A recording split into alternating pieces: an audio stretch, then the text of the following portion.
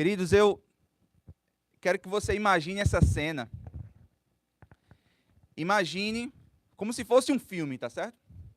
Um homem deitado, indo dormir, a câmera foca no rosto dele e ele está muito feliz. E uma das razões que ele está feliz é porque ele venceu uma discussão contra a esposa dele. Imagine a alegria. Isso não é um momento raro, né? Então, para homens casados aqui, a gente sabe que isso é um momento raro. Mas aí, a câmera abre. E aí a gente começa a ver que ele está lá, sorrindo, feliz, mas está dormindo no sofá. Por quê? Porque ele venceu a discussão, mas está lá no sofá. E é interessante porque os dois perderam nessa história. Tanto o marido quanto a esposa, correto? Os dois perderam.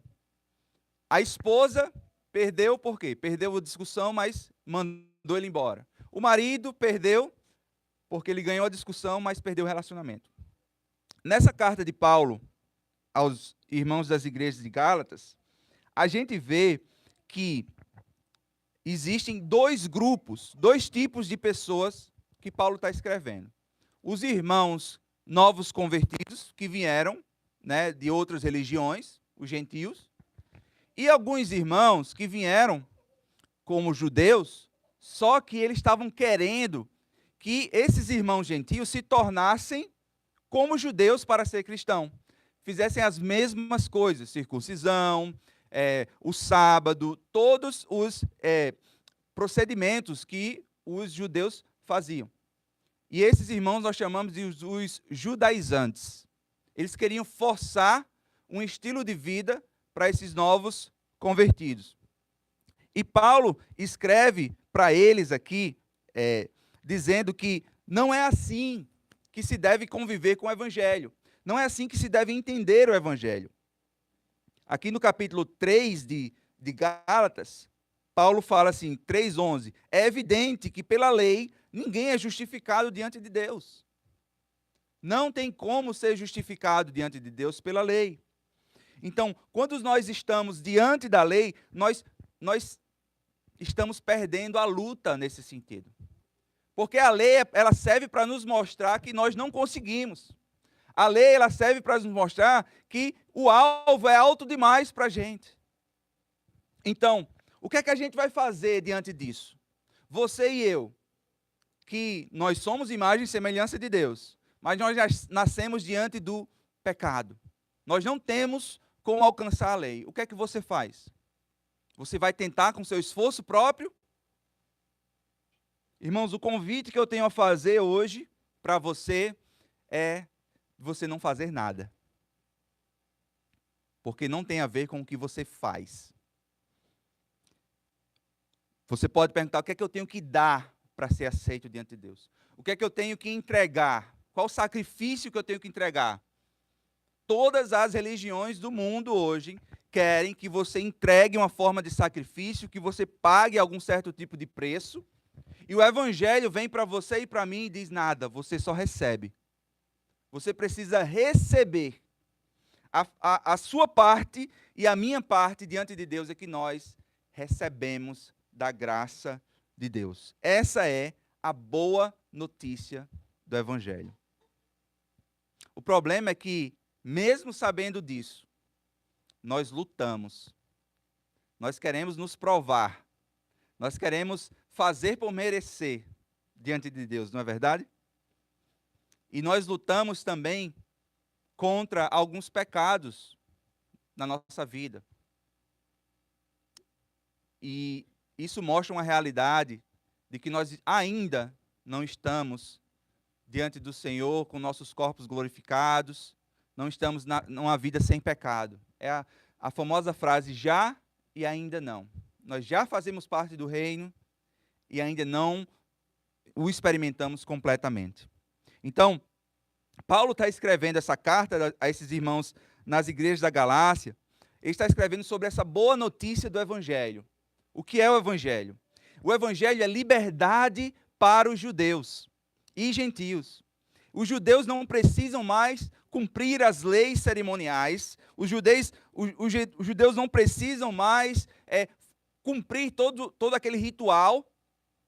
E os gentios, agora, pela fé, aquele povo que era excluído, aquele povo que era rejeitado, agora são aceitos diante da família de Deus. Eles são incluídos no povo de Deus. E eles são os verdadeiros filhos de Abraão. Então, no nosso texto, a gente vai ver uma luta aqui. A luta do espírito contra a carne. Essa batalha é muito importante para nós, porque ela representa a forma como nós vivemos a nossa vida cristã. A liberdade que nós temos no Evangelho de Jesus Cristo, ela molda a nossa vida. Então, Paulo vai nos mostrar que essa boa notícia do Evangelho, ela nos ajuda nessas batalhas do dia a dia. A segunda parte da carta de Gálatas, ela é mais prática. Ela nos mostra como o Evangelho ele é relevante para a nossa vida hoje. Porque, meus irmãos, nós precisamos ouvir do Evangelho de novo, e de novo, e de novo. Uma vez, criticaram um pastor amigo nosso, de que todo o sermão dele, ele pregava Cristo. É Cristo de manhã, Cristo de tarde, Cristo de noite. Todo domingo que eu vou, eu prego Cristo. Ele prega Cristo. E eles acharam que, ao criticar o pastor dessa forma, ia dizer que era algo ruim. E ele agradeceu, muito obrigado. Eu quero que você volte daqui a 20 anos e eu esteja na mesma forma, pregando Cristo. O Cristo crucificado, que foi morto em nosso lugar e ressuscitou ao terceiro dia. Esse é o evangelho que nós pregamos. A salvação que nós temos diante de Deus, ela é uma salvação no passado, no presente e no futuro. É uma salvação da condenação do pecado, a nossa justificação. Nenhuma condenação há para aqueles que estão em Cristo Jesus. Ela nos salva hoje, no presente, ela nos santifica. O evangelho que nos salva, que nos justifica, é o mesmo evangelho que vai nos justificar todos os dias. Se você não tem crescido em sua vida de santificação, clame a Deus, pare e repense. Eu realmente creio no Evangelho de Jesus Cristo, porque é uma causa natural do Evangelho de Jesus Cristo. E a salvação futura é a glorificação. Nós seremos salvos da presença do pecado em nossas vidas. Então, gente, nessa igreja aqui da Galácia, nas igrejas da Galácia, eles estão rejeitando esses benefícios do Evangelho. Eles estão dizendo, eu não quero isso aqui. Eu quero viver eu quero cumprir a tabela. Eu quero fazer por merecer a minha salvação. Então nós devemos olhar para esse texto e entender que nós estamos diante de um desafio que é viver no Espírito, que é viver em liberdade todos os dias, andar no fruto do Espírito. Então nós dividimos aqui o texto em 3 pontos. Nós temos o primeiro ponto do versículo 16. Por favor, que você mantenha a sua Bíblia aberta enquanto nós expomos aqui. Do versículo 16 ao 18, nós vemos que o Evangelho ele nos ajuda a desejar aquilo que nós não desejamos naturalmente. São 3 versículos que estão descrevendo vários opostos. Você vê a carne, o espírito, eles são opostos entre si, no versículo 17 fala. O evangelho que revela a nossa necessidade de mudança é o mesmo evangelho que nos habilita para mudar. No versículo 16, nós vemos o imperativo de Paulo. Andai no espírito. É a forma como você vive a sua vida. Eu quero ver se você é cheio do Espírito, não se você fala em outras línguas, não se você pula, rodopia. Eu quero ver se você é cheio do Espírito na forma como você trata o seu cônjuge, na forma como você obedece os seus pais, da forma como você trata os seus filhos para a glória de Deus. E Paulo, no mesmo versículo 16, ele usa um duplo negativo, um nome bem bonito, assim, grande, né? Jamais satisfareis. No grego ele está dizendo assim, não jamais, não nunca, como se fosse assim. Você nunca vai satisfazer as concupiscências da carne. Porque andar no Espírito é totalmente oposto. Paulo está intencionalmente enfatizando essas distinções entre o Espírito e a carne, porque ele quer que nós utilizemos da liberdade do Evangelho para andar no Espírito. No mesmo capítulo, Paulo fala sobre isso, sobre usar essa liberdade. Versículo 13 ao 15. Para que serve a nossa liberdade? Paulo fala no versículo 13: fosse chamados à liberdade, porém não useis da liberdade para dar ocasião à carne. Sede antes servos uns dos outros pelo amor. Então, nós utilizamos a nossa liberdade para serviço do outro. Para serviço do outro. A liberdade que eu e você temos no Evangelho, ela não é para satisfazer os nossos próprios desejos. O amor que nós temos pelo Evangelho é para que a gente possa servir o outro. Isso não é o amor de Deus?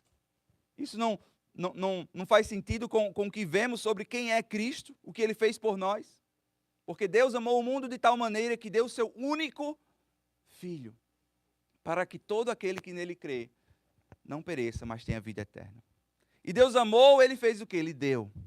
E se nós temos a liberdade no Evangelho, é para que nós possamos imitar o nosso Senhor em serviço, em amor, em sacrifício. Olha no versículo 16 mais uma vez. Ele utiliza concupiscência da carne. No verso 17, carne. No verso 19, obras da carne.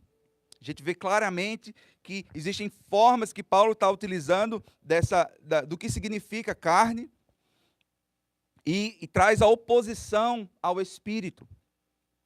A única forma de viver não satisfazendo a carne é andando no Espírito. Nós precisamos trocar os nossos afetos, os nossos desejos. Se você ensina, isso é clássico em alguns problemas com vícios. Você precisa criar um novo hábito, você precisa criar um novo amor no seu coração. Como é que eu paro de pecar? Eu vou ficar focando em parar de pecar? Primeiro que a gente não vai conseguir parar de pecar perfeitamente. Mas o foco não é esse. O foco é andar no Espírito, é amar o Senhor, buscar a sua palavra. Quanto mais eu me encho da palavra, menos eu vou querer viver para satisfazer a carne. Eu lembro da história de um rapaz que ele participava de aposta de briga de cães. Vocês já viram isso? Coloca os pitbull lá para... E esse cara sempre ganhava. Ele não errava uma. Nunca errou. E aí foram perguntar para ele: por que você ganha todas? Todas que você aposta, você ganha. Aí ele diz: é muito fácil. Eu sou responsável por alimentar os cães que vão brigar. 3 dias antes da luta, eu alimento só um. Aí eu aposto nele. Porque eu sei que ele vai ganhar. Ele alimenta só um, o outro vai estar com fome, fraco. Quem é que vai ganhar? O que é que você tem alimentado?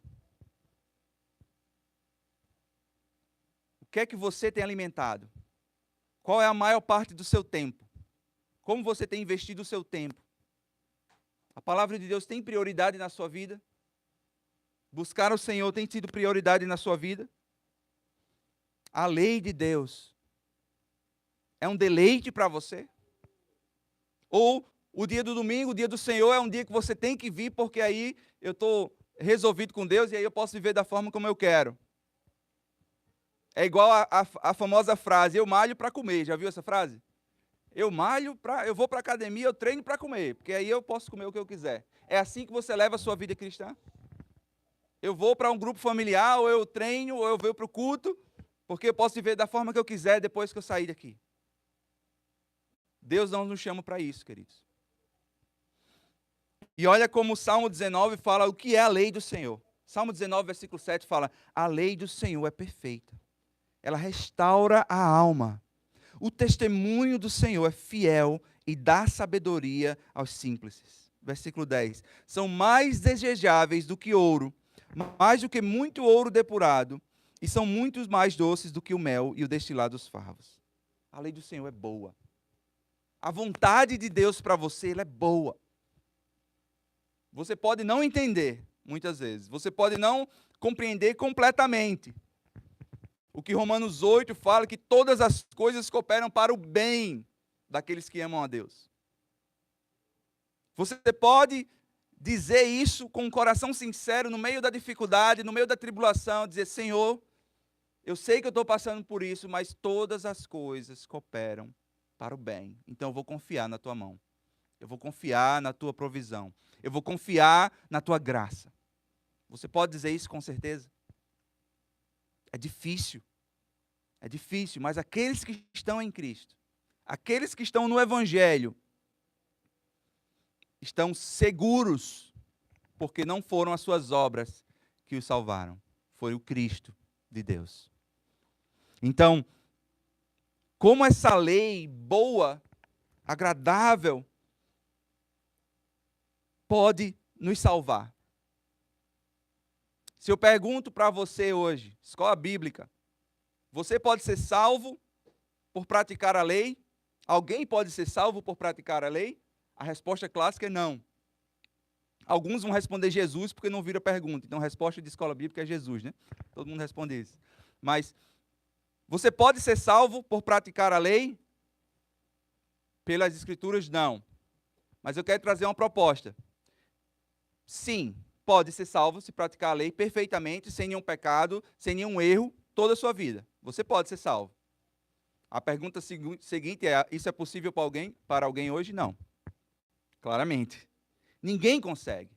Então, quando a gente está sob a lei, tentando viver uma vida de que se eu peco hoje, eu estou mal, se eu estou jejuando e orando hoje, eu estou bem, nesse altos e baixos desse sentido, eu estou tentando me salvar. Então, Paulo está vendo esse estar sob a lei, que é o que a gente vê no texto aqui, de forma negativa. Isso é uma pessoa que está tentando cumprir a lei toda hora para tentar alcançar a salvação. No versículo 3 do mesmo capítulo, Paulo diz: de novo testifico a todo homem que se deixa circuncidar, que está obrigado a guardar toda a lei. Se você foi salvo em Cristo e depois você quer fazer as coisas para alcançar a sua salvação, você tem que cumprir tudo agora. Você não quer ser o cara, você não quer ser a cara, então guarde a lei toda agora. E ao seguir esse conselho, você vai, em poucos dias, bater de frente com a parede. Porque não é assim que a nossa salvação funciona. No mesmo capítulo, versículo 6, Paulo diz: pois em Cristo, nem a circuncisão, nem a incircuncisão tem algum valor, mas é a fé que atua pelo amor. Salvação é pela fé. E o Antigo Testamento é pela fé. Quem salva? Cristo. E no Antigo Testamento? Cristo. Porque eles olham para frente no Antigo Testamento, nós olhamos para o Cristo que veio e já ressuscitou. Como nós podemos, então, não andar sobre essa influência do pecado? Porque o homem não é totalmente livre para fazer o que quiser. Nós temos esse peso do pecado nos arrastando totalmente. As nossas decisões as decisões que tomamos diariamente, elas são puxadas e atraídas pelo pecado. Um exemplo simples em relação a isso. Tem uma pessoa, vamos dizer, eu não gosto de azeitona. Se alguém oferece um prato de comida com azeitona, qual vai ser a minha resposta? Não, obrigado. Certo? Por quê? Eu poderia comer, right? Desculpa. Já eu estou assim, oi irmãos, né? Tudo bem? Eu poderia aceitar, mas existe algo antes da minha decisão, que é o fato de eu não gostar disso. E nós não temos essa escolha, porque nós nascemos no pecado. O salmista diz que em pecado concebeu a minha mãe. Então, George, essa mensagem que você está trazendo para mim não é de esperança não, porque está tudo perdido. Como a gente diz lá em João Pessoa, Não sei se vocês usam essa frase, mas a gente diz assim, então estamos tudo lascado. Acabou-se. É assim? Não. Porque o Evangelho é a boa notícia de Deus, que nos dá esperança. Portanto, em Cristo, nós somos aptos agora a fazer a vontade de Deus. Quando nós nascemos do Espírito, o Espírito Santo nos capacita a obedecer a Deus da forma que Ele deseja. Essa é a liberdade que o Evangelho nos traz. Então, nós vimos o que o Evangelho nos ajuda, ele muda os nossos desejos de dentro para fora. Mas nós vamos ver agora, no versículo 19 ao 21, como o Evangelho mata, aniquila aquilo que eu desejo naturalmente. Nós vamos ver sobre as obras da carne. Essa é uma expressão utilizada por Paulo. As obras da carne.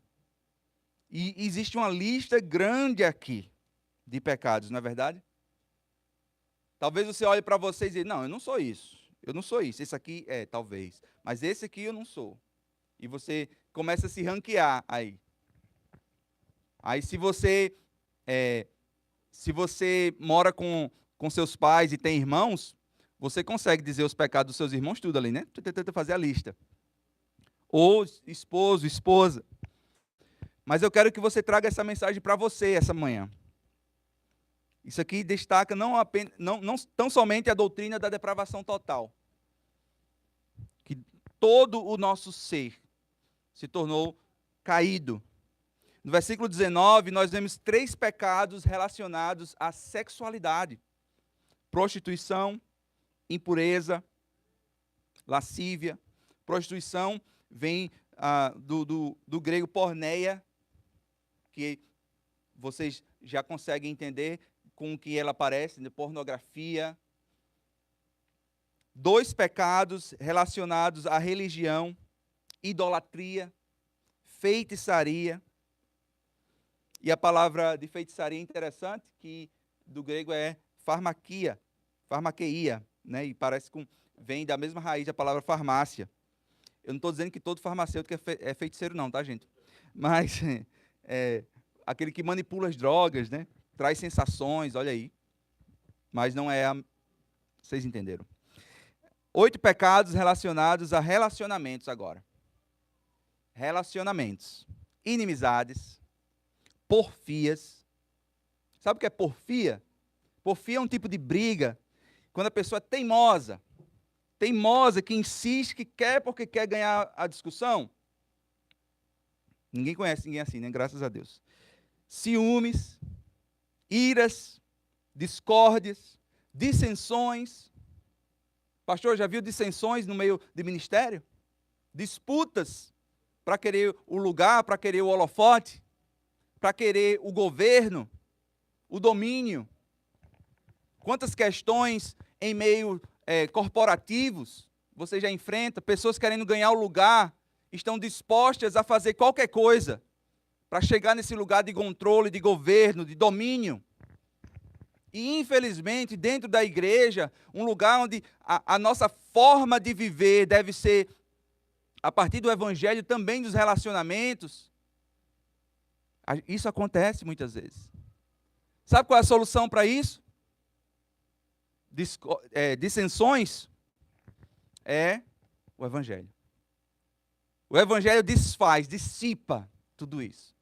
Então, irmãos, nós queremos viver uma vida de evangelho, não somente do púlpito, onde a pregação é cristocêntrica, mas os ministérios e grupos, tudo funciona a partir do evangelho também.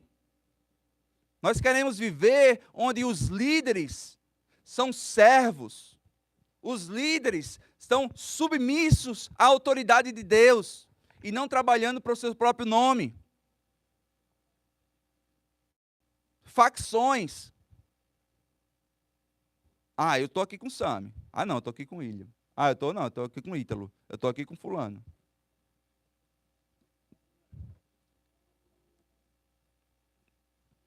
Nós vemos facções de discussões, de intrigas. Quando a gente começa a falar de futebol, né?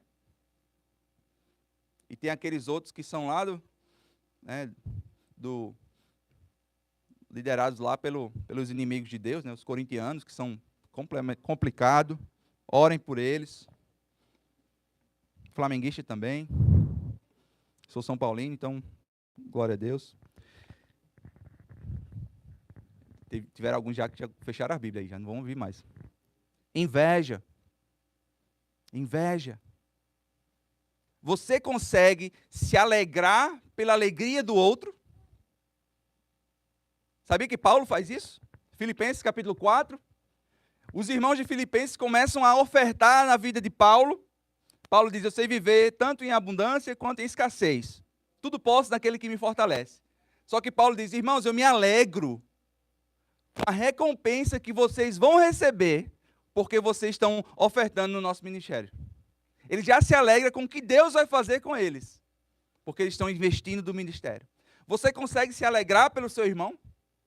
Você consegue celebrar com ele? Nós oramos pelas igrejas, toda semana a gente se encontra, eu acho que Sami talvez já mencionou sobre isso, um grupo de pastores, e a gente, em alguns momentos, ora pelas dificuldades, mas a gente tem uma grande alegria de celebrar as vitórias, os passos, reconciliação com o Senhor, reconciliação de famílias, e a gente se alegrar, ao invés de ficar, mas isso acontece só lá em Tampa, em Lakeland não acontece. Inveja, peso, o Evangelho não traz isso.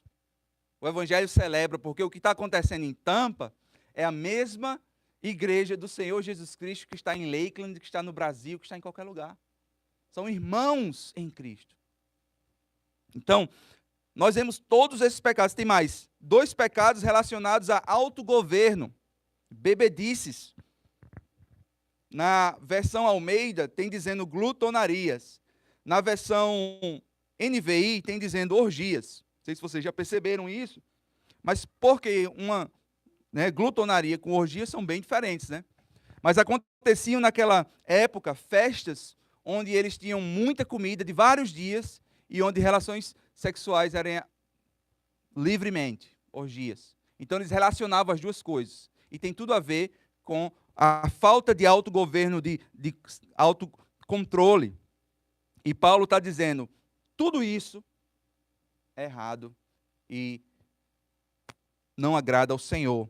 Só que nós não podemos olhar as Escrituras, queridos, da mesma forma que os judeus olharam para o Antigo Testamento, que é, Paulo deu essa lista, então agora eu vou ver o que é que eu estou fazendo aqui, e se eu não estou seguindo isso aqui, pronto, estou bem com Deus, estou santo, 100%. Não.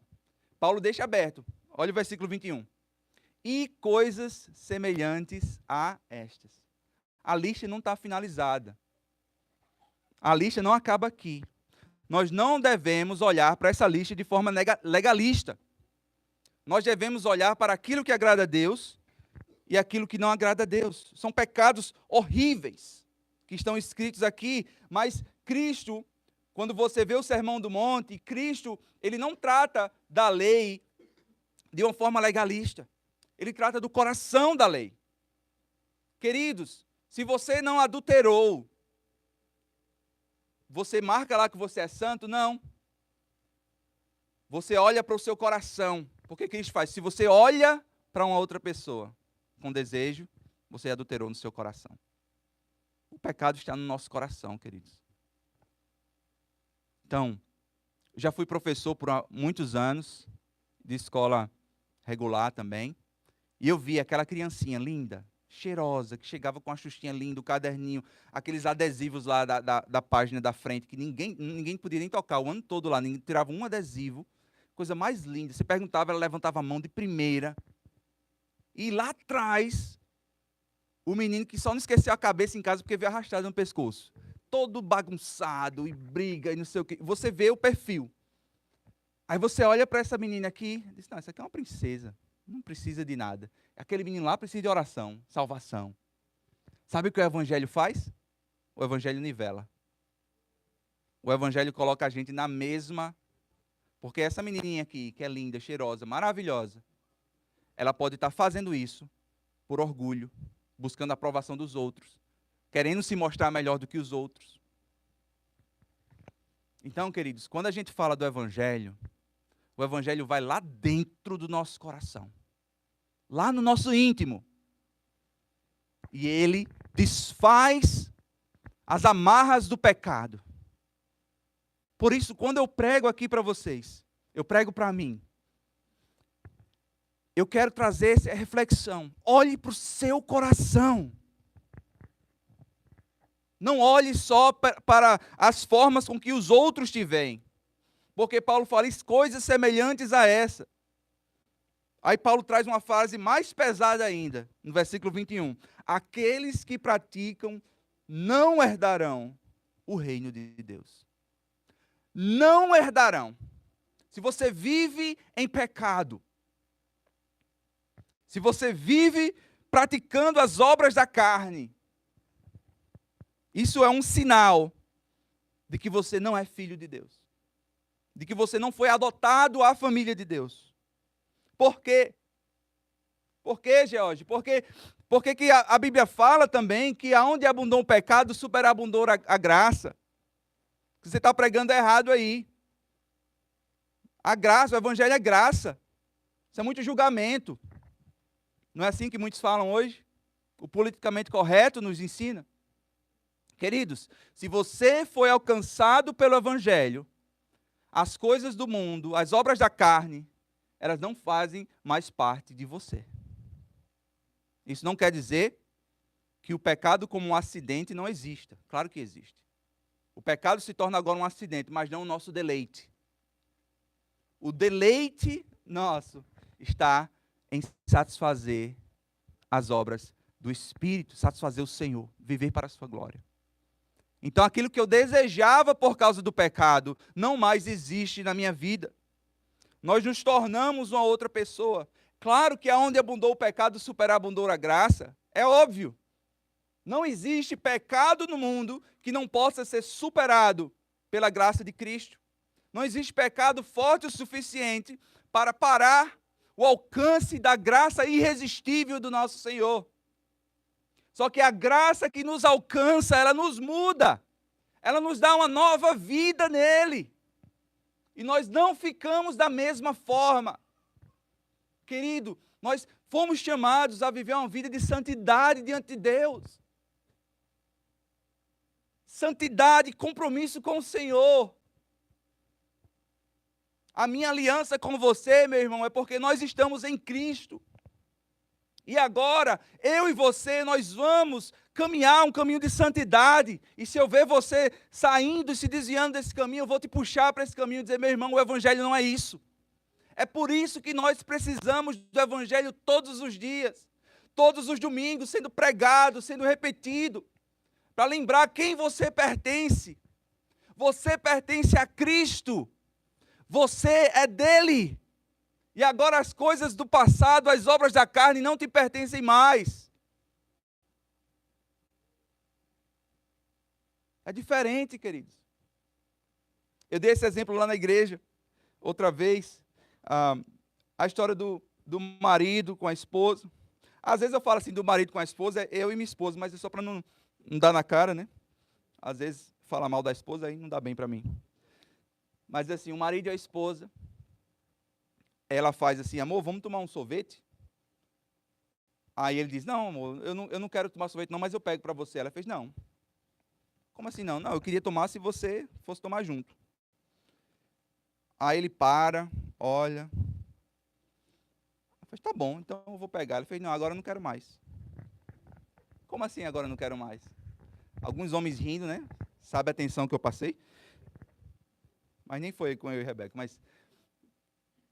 Por que você não quer mais? Não, porque eu queria que você quisesse tomar o sorvete na hora que eu pedi para tomar o sorvete. Ela não só quer tomar o sorvete, ela quer que a intenção dele seja em tomar um sorvete com ela. Vocês entendem? Ela deseja que ele deseje isso.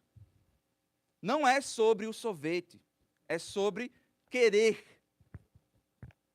Não é sobre você ficar lutando na sua vida para ser uma pessoa santa diante das pessoas, mostrar que está mudado para os outros e o seu coração cheio de pecado, cheio de amargura, cheio de falta de perdão. Queridos, deixa eu dizer, o Evangelho é libertador. Porque o Evangelho primeiro transforma lá dentro. Traz um novo coração. Aquela pessoa que a gente dizia assim, essa pessoa nunca vai ter o meu perdão. Sabe o que o Evangelho faz? O Evangelho nos humilha. E faz com que a gente vá até aquela pessoa. O Evangelho transforma, queridos. Nós cremos no poder do Evangelho. Então nós olhamos, queridos, para esses dois tipos de pessoas nessa carta, os judaizantes e os gentios. E nós perguntamos, os judaizantes estavam livres dessa lista? Talvez eles não estavam cumprindo todas aquelas coisas externas lá, mas estavam querendo alcançar a salvação por fazer coisa boa. E Paulo, em outra carta aos Colossenses, diz assim, Colossenses 2:23, Paulo diz, tais mandamentos, tais regras, têm aparência de sabedoria, se você fica querendo praticar a lei para mostrar às pessoas. Tem aparência de sabedoria com sua pretensa religiosidade, falsa humildade e austeridade com o corpo, mas não tem valor algum para refrear os impulsos da carne. Porque o nosso coração, sem o Evangelho, ninguém consegue parar. Os impulsos da carne. Vocês já viram aquele texto de Gênesis 11, quando eles fazem a torre de Babel, e Deus diz assim, eu vou desfazer, eu vou entrar no meio lá, porque quando eles se juntam, nada pode pará-los. Já viu aquilo? Às vezes, alguns críticos do cristianismo dizem aí, ó, Deus é um Deus impotente, ele não pode fazer nada. Não. O que Deus faz na Torre de Babel, por exemplo, ele faz isso por causa da sua graça. Porque ele sabe que as intenções do coração do homem, quando deixadas por si só, não tem limite. Eles vão se matar. Um dos sinais de que Deus está julgando um povo é quando ele tira a mão. Romanos 1 nós vemos isso.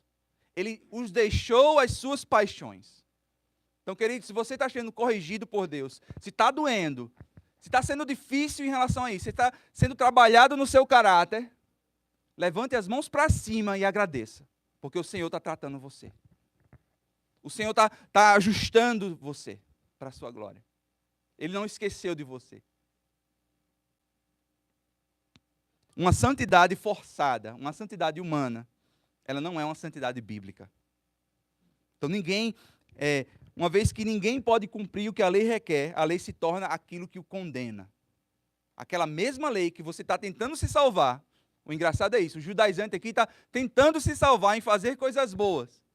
E isso é o que está condenando ele. Porque não está entendendo nada do Evangelho. Você percebe como é perigoso viver uma vida assim? Você percebe como é perigoso? Nós não fomos chamados para viver uma vida dupla. Queridos, nós somos chamados para viver em integridade diante de Deus. Coração aberto. Somos todos pecadores que necessitamos da graça de Deus. Um pai que chega para o filho quando o filho erra e diz, eu não acredito que você pode fazer isso. Como é que você não dividiu o brinquedo com seu irmão? Que egoísta. Ele não entendeu do Evangelho. Porque um pai que entende do Evangelho, ele vai dizer, meu filho, eu sei exatamente o que é isso no seu coração. Porque eu também sinto. Eu sinto, muitas vezes eu quero para mim. Muitas vezes eu quero ter tudo. Muitas vezes eu estou no avião e eu fico orando para não vir ninguém do meu lado, para eu ter só os 3 assentos para mim, para eu deitar. Aí chega um abençoado do tamanho de Sam e senta do meu lado. O que é que eu faço? A gente sabe o que é. A diferença de uma criança para um adulto é que o adulto sabe esconder mais facilmente. Um adulto tem mais habilidade de esconder o que está no coração. Mas o coração é o mesmo, carente do Evangelho, carente da graça do Senhor. Existia uma mulher aqui nos Estados Unidos, nos anos 1800, século XIX, que ela era negra. Você lembra da história dos Estados Unidos? A Guerra Civil foi em 1861. Então, antes disso, ela já era abolicionista, ela era ativista social. Harriet Tubman. Ela fez 13 missões para libertar escravos. E ela ia nos lugares e libertava os escravos. Tem uma frase dela que ela diz assim: eu consegui libertar 1000 escravos e conseguiria libertar mais 1000 se tão somente eles soubessem que eram escravos.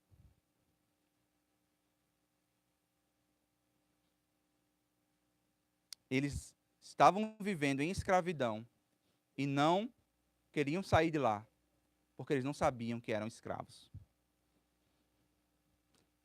A única coisa que pode nos tirar da escravidão do pecado é o Evangelho. É o Evangelho. É o Evangelho que abre os nossos olhos. O que é que nós devemos fazer, então, queridos, para colocar os nossos olhos em Cristo? Deixa eu dar algumas ações práticas. Encha a sua mente com o Evangelho. Leia, escute. Você está dirigindo no carro, coloca o aplicativo lá. Leia a Bíblia em áudio. Enche a tua mente com o Evangelho. Tenta memorizar. Conversa sobre o Evangelho. A gente facilmente conversa sobre as coisas que acontecem ao nosso redor. Leia, estude, ore o Evangelho. Qual foi a última vez que você orou a palavra? Participe ativamente de uma igreja que prega o Evangelho. E pela graça de Deus, vocês estão em uma igreja assim. Jesus nos dá esse aviso, essa exortação. Eu falei para vocês do que Jesus falou sobre adultério no coração. Mas Jesus nos dá essa exortação em relação ao pecado também. Mateus 5, 28 fala, 29 diz: se o seu olho direito o induz a pecar, arranque-o e lance-o fora. Pois é melhor perder uma parte do seu corpo do que todo ele ser lançado no inferno. E se a sua mão direita o induz a pecar, corte-a e lança fora. Pois é melhor perder uma parte do seu corpo do que todo ele ir para o inferno. Queridos, Jesus não está nos chamando a arrancar literalmente o nosso olho. Tem gente que até fez isso, né? Porque se você arrancou o olho direito, você vai conseguir ver com o olho esquerdo. Obviamente. Mas o que Cristo está enfatizando aqui é a nossa disposição em vivermos uma vida radical contra o pecado. Radical contra o pecado. Queridos, se você não consegue ficar longe do computador, que isso vai ser uma tentação para você, queima o computador, querido. Coloca uma senha, coloca um aplicativo que outra pessoa, você vai estar prestando contas para essa outra pessoa. Muda o celular, pega aquele Nokia que tem um joguinho da cobra. Não tem problema não, só liga. Pronto. Queridos, é melhor você ir para o céu com um celular mais fraco ou sem um computador do que ir para o inferno. Eu estou falando de um tipo de pecado. Mas qual é outro tipo de pecado que você pode ser radical contra ele? A outra coisa que você precisa para ter os olhos em Cristo é de se deleite em Jesus. Nós, queridos, nós lutamos para ter alegria nele. Lutamos para ter satisfação nele. Sabia disso? Nós devemos lutar para ter alegria. Quando eu entendi que o salmista fala, servir ao Senhor com alegria não era opção, é porque servir ao Senhor com alegria é a melhor coisa que pode acontecer para você e para mim. Porque nós nascemos para isso. A nossa alegria e satisfação em Deus, ela é um privilégio. Deus, quando Ele requer de nós adoração, é justo de Deus fazer isso. É justo. E é o melhor para nós, porque Ele nos criou a sua imagem para a sua glória. Até você entender isso, que a sua alegria deve estar em Deus, que o seu deleite deve estar em Deus. você vai ficar lutando. Você vai ficar buscando em outras coisas a sua satisfação. Você vai ficar buscando no esporte, no prazer de ir para restaurantes, conhecer outros restaurantes, de viajar, porque eu tenho que viajar para mostrar para os meus amigos do Brasil que eu estou viajando aqui. Eu tenho que mostrar para os outros que eu mudei de carro e pagando financiamento altíssimo só para mostrar um estilo de vida. Onde está a sua satisfação? No seu corpo, na sua aparência, no que vão achar de você? Onde você busca a sua aprovação? O salmista, em Salmo 42, diz assim: como um servo anseia por águas correntes, a minha alma anseia por ti, meu Deus. A minha alma tem sede do Deus vivo. Pensa sobre isso, queridos. A minha alma tem sede de Deus. Alegrei-me quando me disseram, vamos à casa do Senhor. Não é só um salmo que a gente lê para ir para a igreja. É um salmo sobre satisfação. Em louvar o nome de quem é digno de todo o louvor, toda a glória, toda a honra. E por fim, queridos, o Evangelho nos faz com que demos frutos. Versículo 22 ao 26. Como um cristão deve viver diante de Deus? Primeira coisa, o fruto do Espírito ele é um milagre. Ele é um milagre. Imagine lá a semente que se transforma numa árvore enorme e dá fruto. Para dar fruto, uma árvore não faz força. Você já viu uma árvore fazendo força? A macieira fazendo pum, uma maçã? Não. Então Paulo usa essa linguagem, é muito interessante, porque quando ele fala sobre a carne, ele fala sobre obras, coisas que nós fazemos. Mas quando ele fala sobre espírito, ele fala sobre o fruto do Espírito. O fruto do Espírito. Aqueles que são nascidos em Deus, através de Jesus Cristo, através do Espírito, eles dão frutos naturalmente, para a glória de Deus. Então, nós precisamos entender que o fruto do Espírito nós recebemos. Nós não trabalhamos para conquistá-los. É essa mudança do novo nascimento em Deus. E, mais uma vez, eu já ouvi no meu cristão, alguns irmãos dizendo assim, os frutos do Espírito, né? O texto fala do fruto do Espírito, é um fruto. Então, você olha para o fruto com várias perspectivas. Imagine lá em João Pessoa a gente chama laranja cravo, tangerina. Qual é outro nome para ela? Mexerica.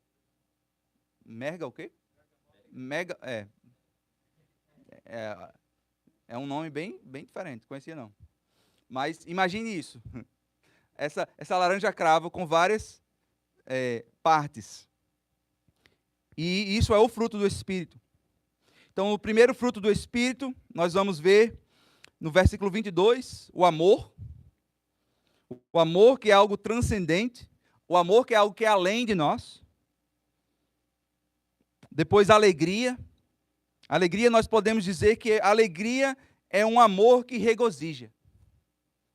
Salmo 51 fala, restitui-me a alegria da tua salvação. Em meio ao sofrimento, restitui-me a alegria da tua salvação. Em meio à dificuldade, restitui-me a alegria da tua salvação.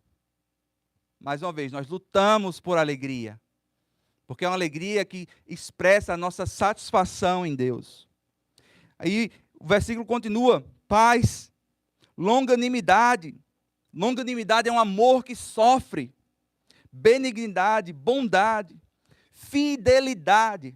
O texto aqui, no contexto, Paulo está dizendo que fidelidade é confiar uns dos outros. Filipenses capítulo 1, Paulo celebra o fato de que os irmãos estão na mesma missão que ele. Que eles estão juntos pela causa.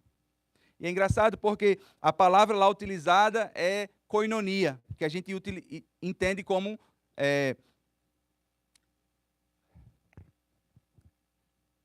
Comunhão. O que a gente entende como comunhão. Eu ia falar fellowship, né? Comunhão. E a gente entende como comunhão, mas no texto, Paulo está usando como a fidelidade. A disposição de vocês estarem como um para alcançar um propósito. A comunhão que nós temos, queridos, em Cristo, é de estar juntos para permanecermos fiéis até o fim. Não é koinonia pelo koinonia de se sentir bem somente. Nós estamos juntos com um propósito, com uma missão, que é glorificar a Cristo até que Ele venha. E no fim a gente ouvir, servo bom e fiel, vem para o gozo. Vem. Mansidão. Esse termo de mansidão, ele é utilizado, queridos, essa palavra aqui é como se fosse um cavalo, certo? Que é domesticado pelo dono. O termo mansidão vem dessa ideia. Um cavalo domesticado pelo dono. Isso aí é bem diferente de fraqueza, não é? Você vê a força de um cavalo, você vê a potência de um cavalo, mas ele é domesticado. O que Deus nos chama a ter homens e mulheres fortes, que são maduros no Evangelho, mas que utiliza-se da mansidão. Jesus era manso e humilde de coração. Em nenhum momento Jesus era fraco. Em Cristo nós podemos ser mansos. Domínio próprio, controle emocional. Então, duas verdades para nos alegrarmos no Espírito Santo, no fruto do Espírito. Primeiro, o fruto do Espírito é um dom de Deus. Segundo, a Bíblia nos chama para andar no Espírito. Ao mesmo tempo que nós recebemos o fruto, nós somos comandados, nós somos ordenados a andar no Espírito. Então, Paulo está escrevendo isso para as igrejas da Galácia, porque ele quer ajudar aos irmãos a entenderem os benefícios do Evangelho. Isso é muito importante, queridos, para que a gente possa ter esse prazer no Evangelho hoje. Nós precisamos entender quão grande é o Evangelho. Quanto mais eu me lembro do que Cristo fez por mim, mais motivado eu sou a amá-lo e a viver para a sua glória. Quando a gente fala sobre essas questões, como é que funciona o amor de Deus? Tinha um professor de filosofia na universidade que ele começou a perguntar para os alunos. Ele chegou no aluno aqui e disse, opa, tudo bem, tudo bem? Como é seu nome e tal? Você é casado? Ele disse, sou. Oh, ok, ótimo. Por que você ama sua mulher? Por que você ama sua esposa? Aí ele disse, porque ela é linda, porque ela me faz sentir bem, porque ela é sábia, porque ela é centrada, ela me complementa. E ele continuou a descrever isso. Daí ele perguntou, fez outra pergunta. Você tem filhos? Eu disse, tenho um filho. Quantos anos? 2 anos, tá. Por que você ama seu filho? Aí a resposta foi diferente. Porque é meu filho. Meu filho. Não sei. Mas como é que você expressa o amor que você tem pelo seu filho? Ele disse, eu cuido dele, eu disciplino ele, eu o alimento, eu trago provisão para ele, eu ensino. Você nota a diferença da direção do amor? Quando a gente fala da esposa, são os benefícios que ela traz para mim. Ela é bonita, na minha percepção, ela é centrada, ela é sábia, que vai me servir. Quando fala em relação ao filho, é o que eu dou para ele, porque ele faz parte de mim. O amor de Deus em relação a nós é qual dos dois, o primeiro ou o segundo? Quando a gente vive pela lei, a gente tenta moldar a nossa vida de um jeito para que Deus veja algo bom em nós e assim Ele nos ame. Como se fosse uma conquista de um relacionamento.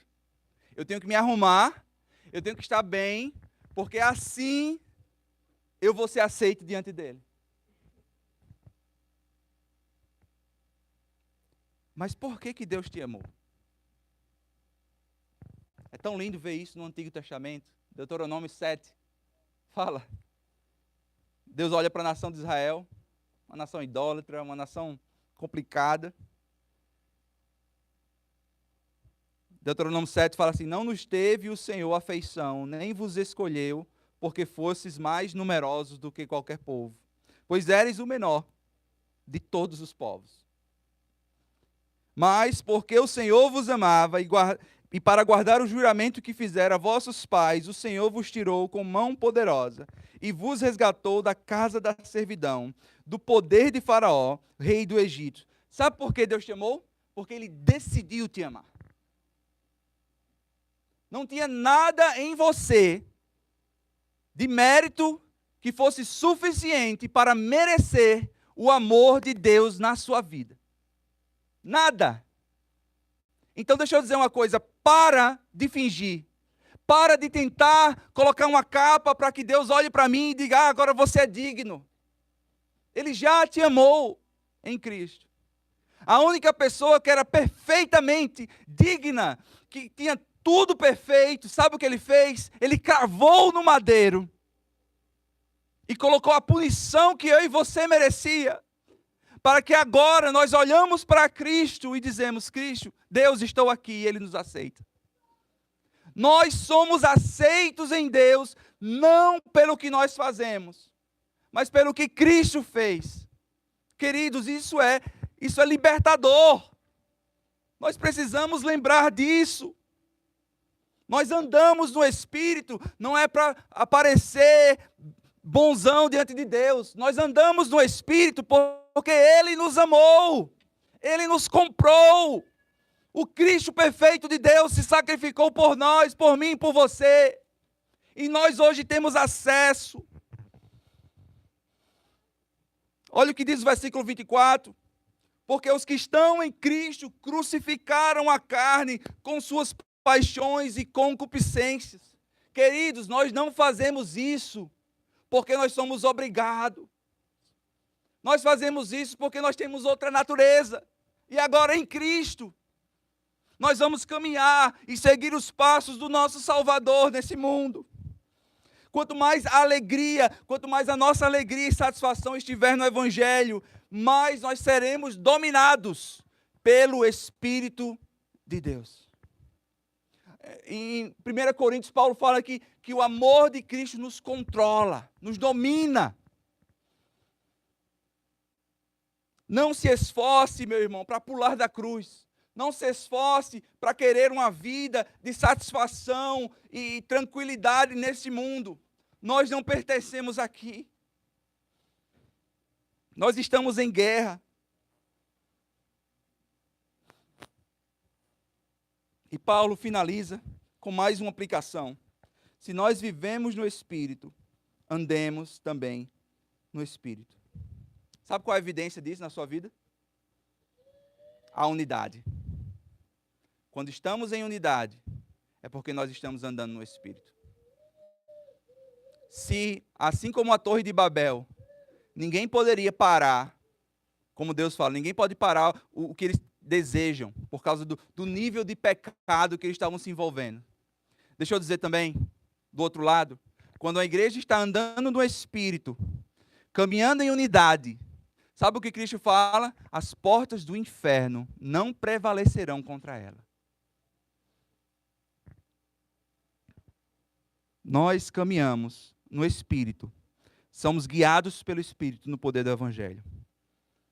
Então, quando a gente olha para a história daquele casal, que eu falei no começo, que um estava dormindo no sofá, que venceu a discussão, né? E a outra na cama, qual seria a melhor conclusão para aquela história?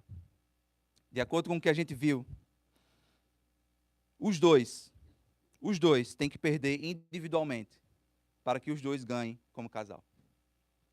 O marido, os seus motivos e intenções, ao mostrar que a esposa está errada, deve ser em trazê-la para a unidade, em servi-la humildemente e protegê-la emocionalmente. Para a esposa, a humildade de dar o braço a torcer, a mansidão, domínio próprio, ter um coração ensinável, por causa do amor e da unidade do casal. A primeira resposta que a gente pensa assim, mas isso não é possível. Aí é demais. Não vou dar meu braço a torcer.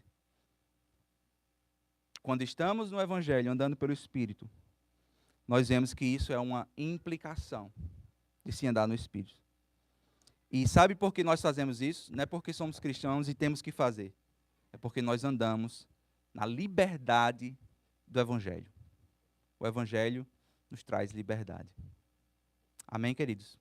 Vamos orar. Senhor, nós te agradecemos, Pai, por esse dia. Te agradecemos.